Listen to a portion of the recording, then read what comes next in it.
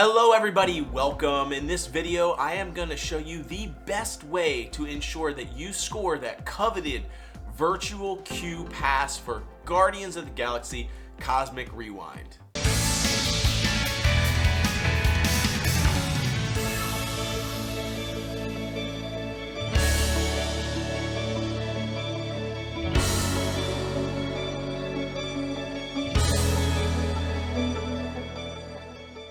Alright, so let's get started. Guardians of the Galaxy Cosmic Rewind is the latest, newest, and hottest ride at Epcot in Walt Disney World, Florida.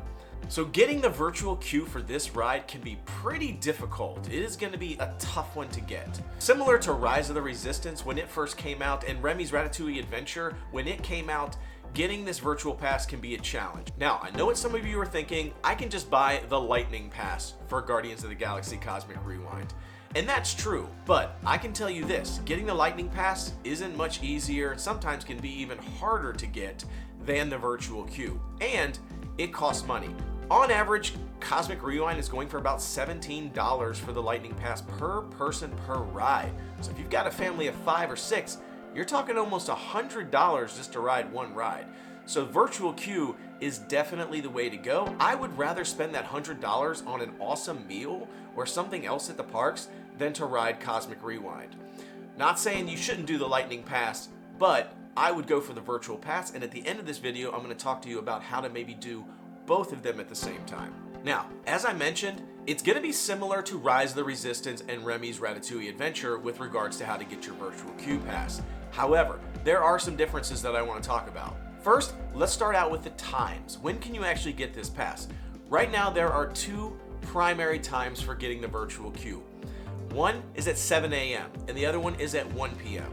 The 7 a.m. one you can get anywhere. You don't have to be in the park. You can be at home, you can be in your hotel room, you can be at the grocery store, doesn't matter, you can get it anywhere. The 1 p.m. one, however, you do have to be in the park to actually get the 1 p.m. virtual queue. So I highly recommend trying for the 7 a.m. one because you may decide, hey, I want to maybe go to a different park this day if you don't score this pass. And you get another shot at 1 p.m. if you don't pick up the 7 a.m. one. So it can seem kind of annoying to have to wake up early to get the 7 a.m. pass, but it's definitely worth a try. The other thing you're going to want to know is you have to have a valid park ticket and reservation for this park in order to get the virtual queue. So you're going to want to make sure that is all set up ahead of time. You've got your pass and you have your reservation to the park before you try to do this virtual queue. You can't decide later, hey, I got the virtual queue and then pass for Cosmic Rewind and then change your reservation to go to Epcot. You actually have to have one already scheduled for Epcot to even attempt to do the virtual queue. Now, there is one bonus for some people, and that is the 6 p.m. slot. There is, in fact, a 6 p.m. virtual queue available that you can try for, but it's only when there are extended evening hours. If you remember the extra magic hours that Disney has had, if there are the evening extra magic hours, you can go for it if, and only if, you are a deluxe resort and a few other select hotel guests.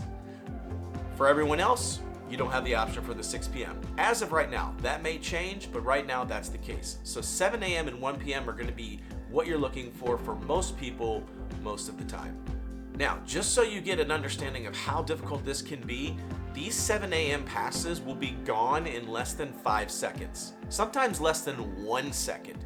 You have a very, very small window of time to get these virtual passes. And again, what I said about Lightning Pass, that's the same case with Lightning Pass. Those will be gone within 5 seconds.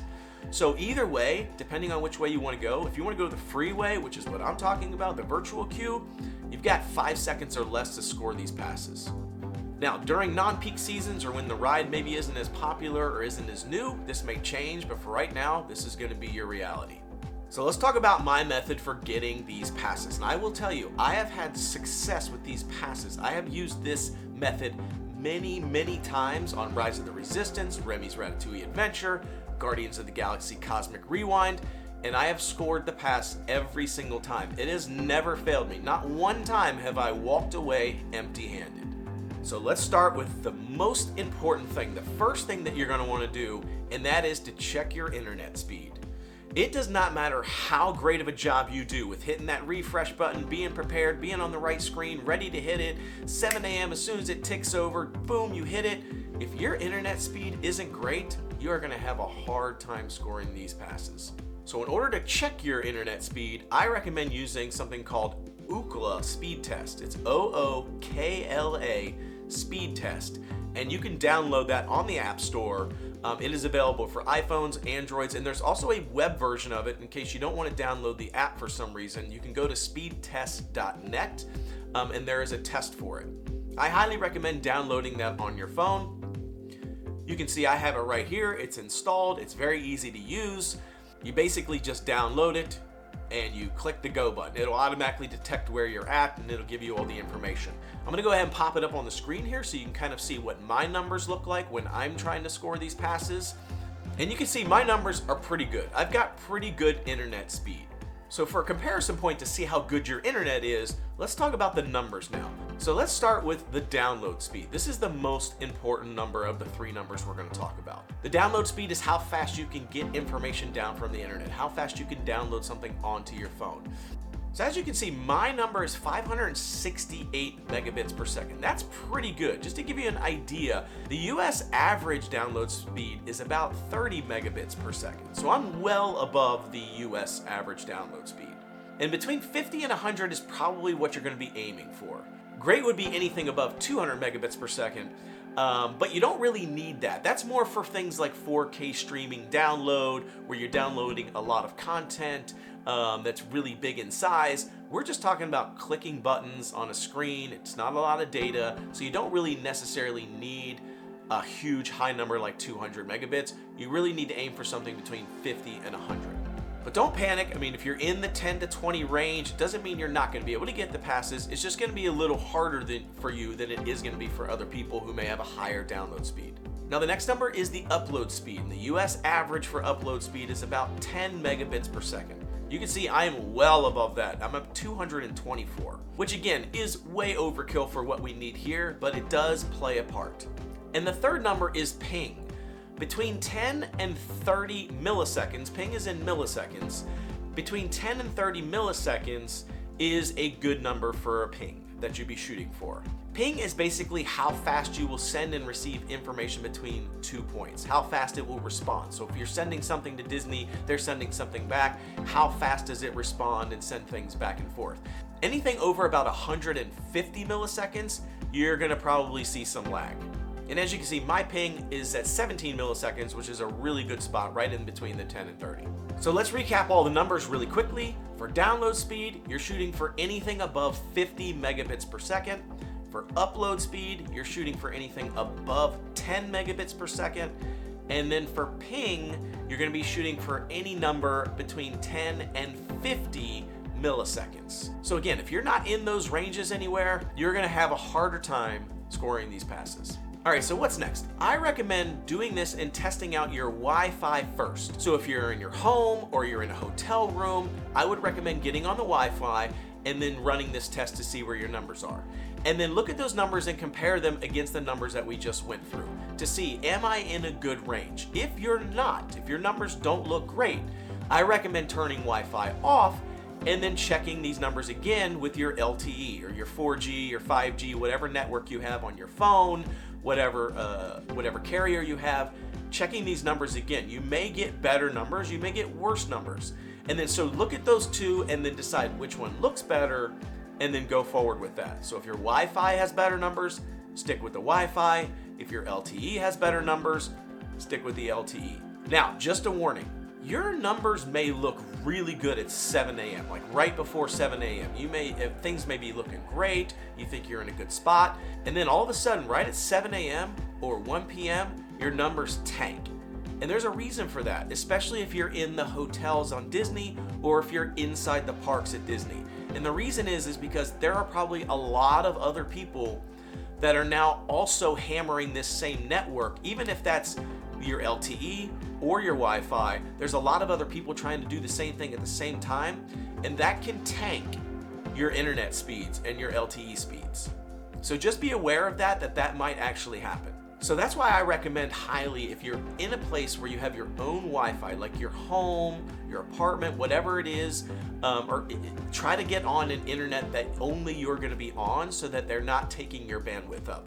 If you're in a hotel where you don't have that option, or you're in the parks, you don't have that option, try to get into a place where maybe there aren't a lot of other people around. So if you're in the park, try to find an area of the park where there's not a lot of people around so that you're not competing with the same bandwidth as everybody else. All right, so those are the numbers that you're going to want to be looking for. That's all about the internet. Now let's shift gears. Let's talk a little bit about what do you need to do in the app to actually get these passes? And this is really important as well, because you don't want to be confused. You don't want to not know ahead of time, what do the screens look like? Where are the buttons? Where do I go?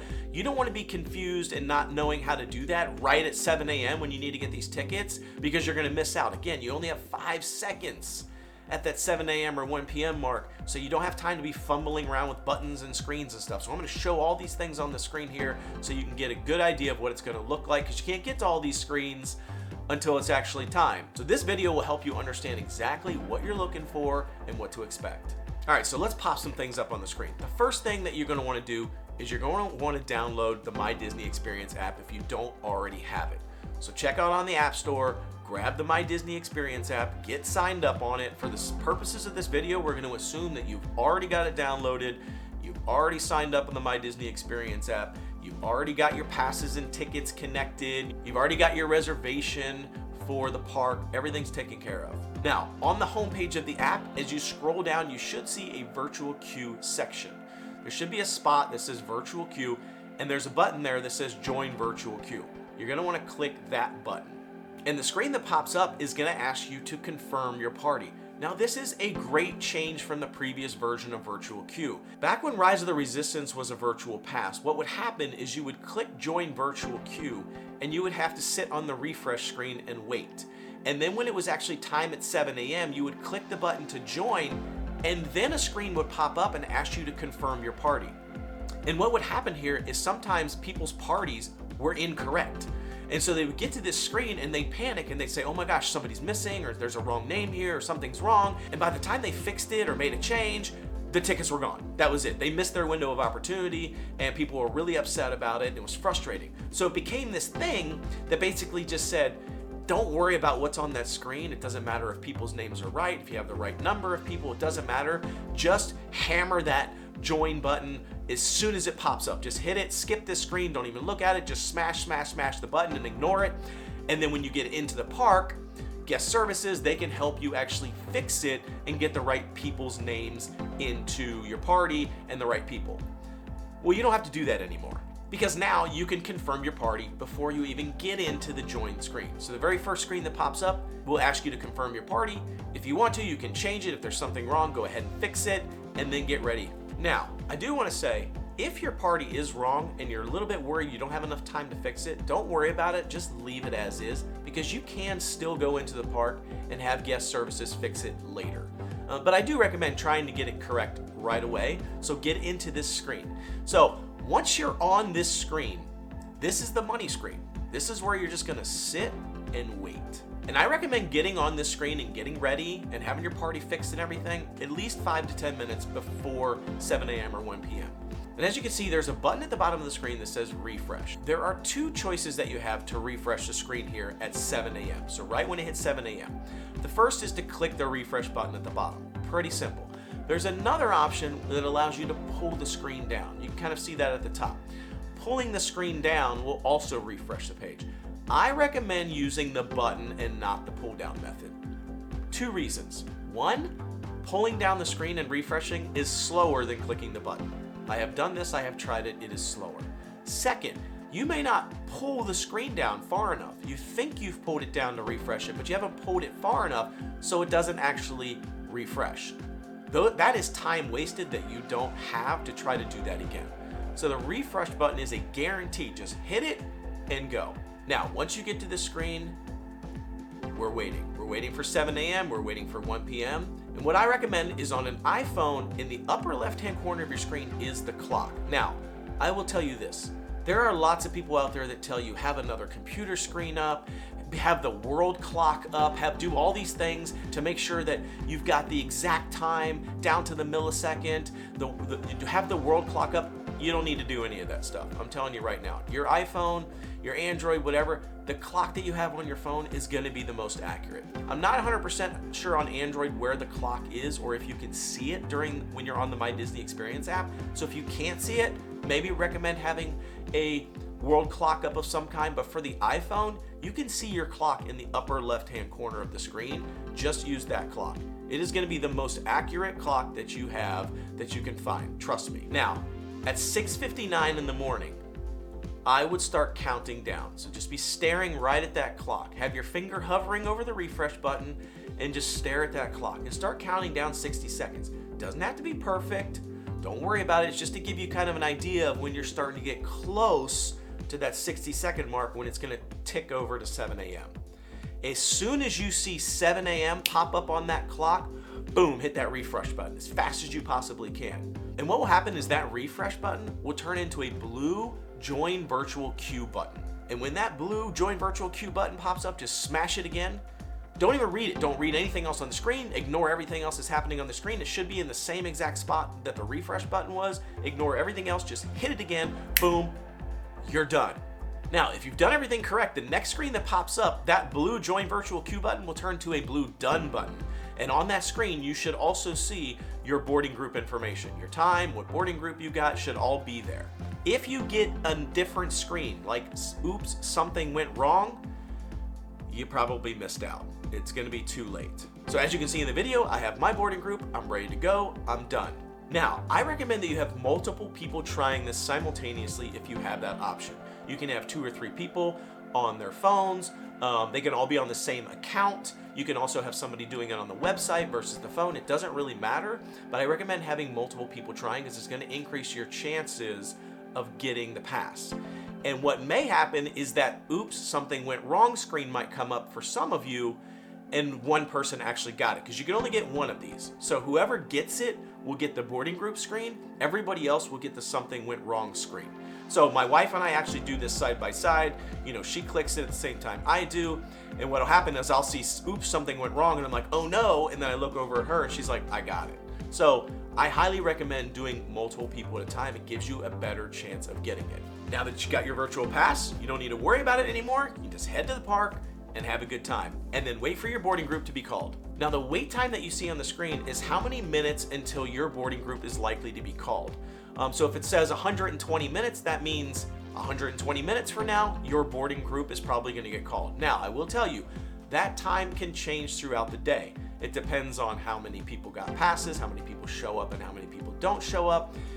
If the ride breaks down, if there's an issue, that number can change. So you're going to want to continuously kind of check that throughout the day while you're in the park to make sure that that time is not changing. Most of the time it goes in the direction of the minutes going up, so taking longer, but it can actually come up shorter.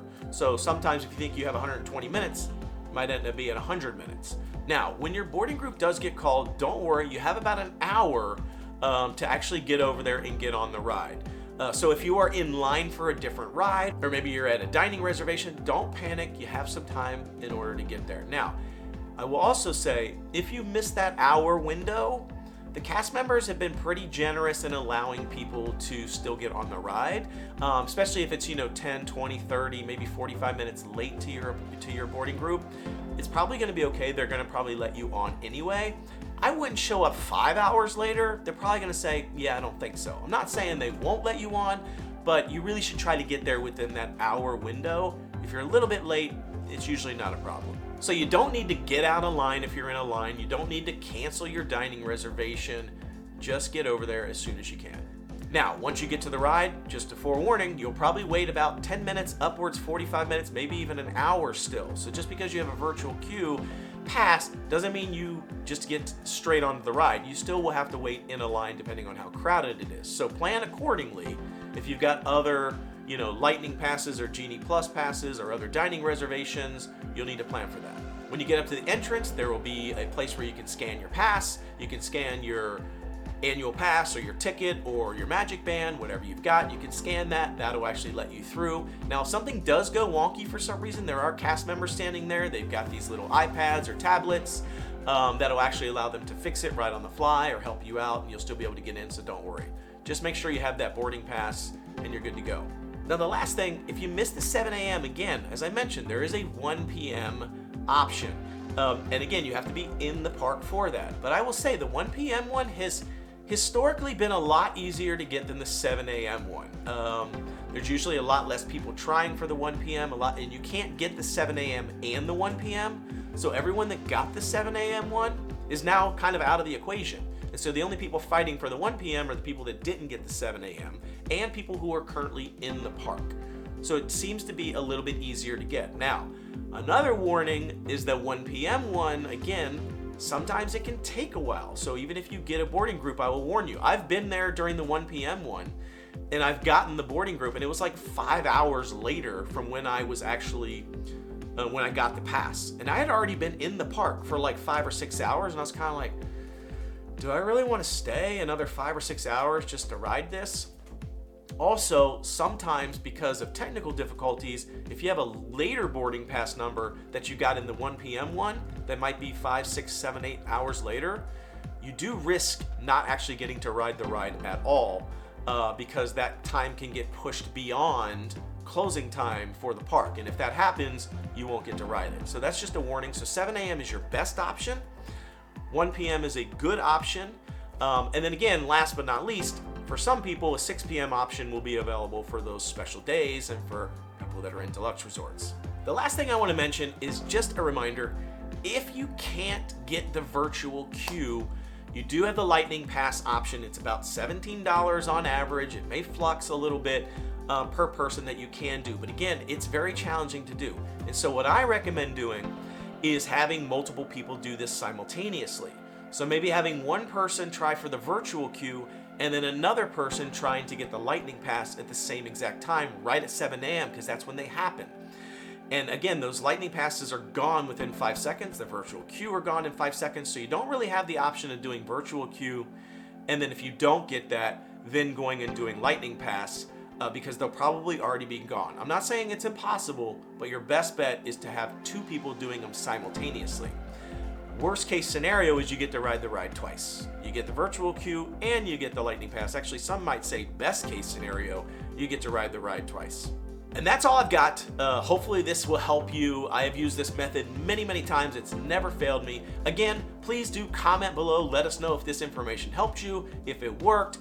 If something went wrong or something's different now, let us know. I will amend this video with that information to fix it. Please feel free to share this with people who may be interested in how to get their virtual queue. I promise you, this is the best way that you're gonna find. So share this video with anybody that you know that might be coming, might get use out of this. It will definitely help them. Be sure to like, subscribe, check out all of our other content. It's been great having you. Thanks again for joining us. So good luck out there getting your virtual passes. Until I see you tomorrow, the noble way is the easy way.